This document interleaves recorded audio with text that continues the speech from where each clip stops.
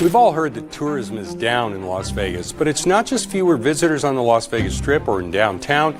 It also means fewer customers of businesses around the valley that depend on tourists for their bottom line. Tourism in Las Vegas is in a big slump this summer, costing the city billions of dollars. Some are saying that could signal trouble ahead for the U.S. economy. The number of people visiting Las Vegas is continuing its downward trend. We thank you for joining us on 8 News Now at 4 on this Friday. I'm Brian Loft.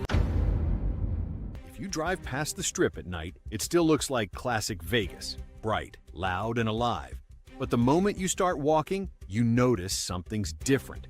There's too much space on the sidewalks, the noise feels thinner, and there's this strange quiet hiding under all the neon. You can't explain it, but you feel it instantly. The Strip isn't dead, it's just not the same firecracker it used to be. Locals felt this shift long before any official report confirmed it. Dealers started seeing empty seats during hours that used to be packed.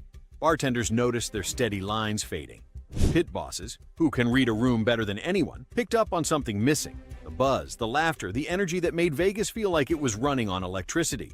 You don't need numbers to tell you when a city's heartbeat changes. Living here is enough. And then the reports arrived. Tourism down for the 6th month straight.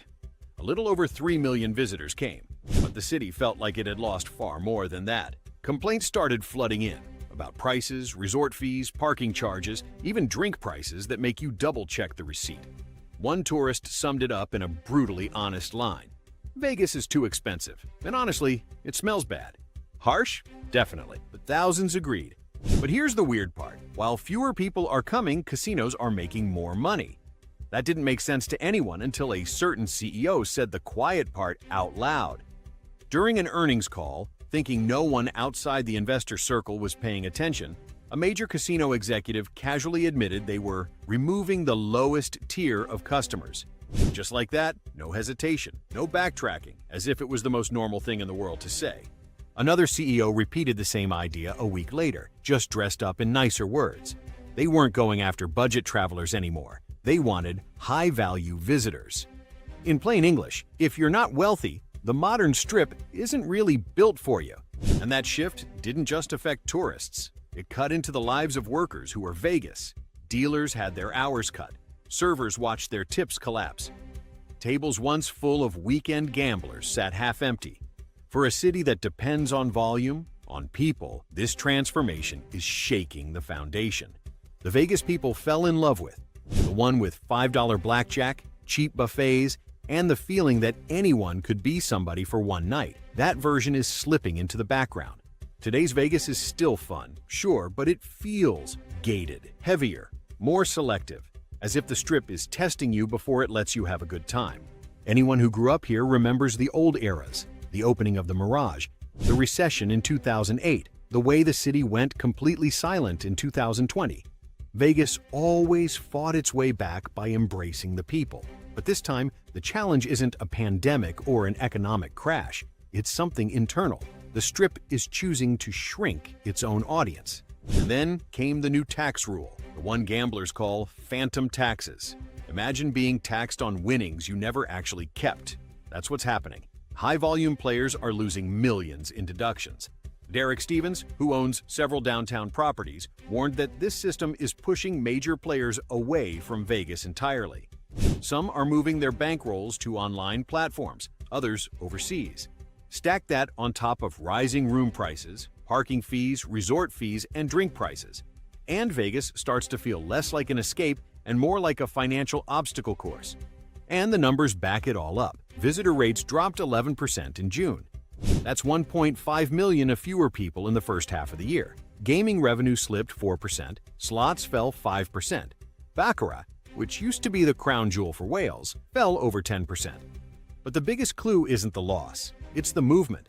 Laughlin is booming, up 17% in gaming revenue. Mesquite is climbing too, almost 10%. These smaller towns didn't change their formula. They stuck to the basics: fair prices, friendly service, no nonsense. The same values Vegas used to celebrate. Even the off-strip casinos, Red Rock, Green Valley Ranch, the Boyd properties are thriving.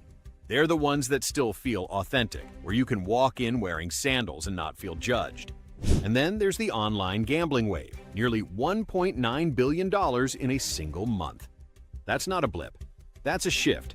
When people realize they can get better odds, cheaper drinks, and zero resort fees from their couch, the Strip starts to lose its charm. The phrase floating around town now is, "Vegas lost the middle." A waitress at the Flamingo explained it better than any analyst ever could. She said weekdays now feel like someone turned the sound off.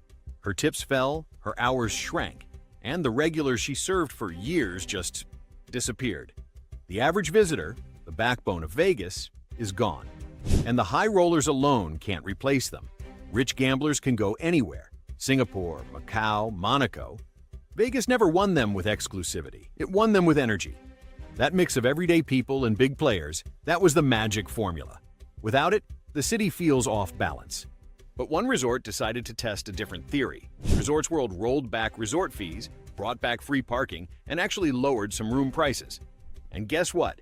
People rushed back. Bookings jumped, word spread. Suddenly, Vegas fans were excited again. Then convention attendance picked up, more than 10% in May, a small sign, but a meaningful one. It proved something important. Vegas doesn't need to reinvent itself as a luxury fortress. It needs to remember who built it. Because the Strip wasn't born from exclusivity, it was born from possibility. From the idea that luck didn't care how much you earned, or what you wore, or where you came from. Right now, the City of Lights is facing a crossroads. It can double down on the high roller strategy, or it can reconnect with the millions of dreamers who made Vegas a legend. Because when those people leave, the lights still shine. But they shine over silence. And the workers feel that silence in every tip, every slow shift, every empty table. Behind those glowing billboards and high-end lounges are workers feeling the weight of that shift. Bartenders who once thrived on busy weekends now bring home half their usual tips. Dealers stand at half-empty tables, hoping for players who never arrive. Cab drivers circle the airport longer than ever, waiting for fares that used to line up without pause. For them, the silence feels personal. The Las Vegas of 2025 is far more expensive than the city people remember. Cheap buffets and discounted rooms have vanished, replaced by experiences that cost hundreds. Journalists and longtime residents say this transformation reflects an effort to evolve, to move beyond gambling into entertainment and luxury. But the evolution hasn't come without loss. Many locals say the heart of Vegas, the sense that anyone could belong there, is slipping away. For those working in the city, the transformation feels more tangible. A waitress at the Flamingo says weekends still bring some life to the Strip, but by Tuesday, it's as if someone flipped a switch. Her shifts have shortened, her tips have dropped, and her regular customers, once reliable faces every few months, have stopped returning. She summed it up simply: "It feels like we lost the middle. Vegas hasn't died, but something inside it is shifting." And the question echoing through every neon reflection is simple: has Las Vegas evolved, or has it lost itself? Let me know what you think in the comments. And as always, thanks for watching.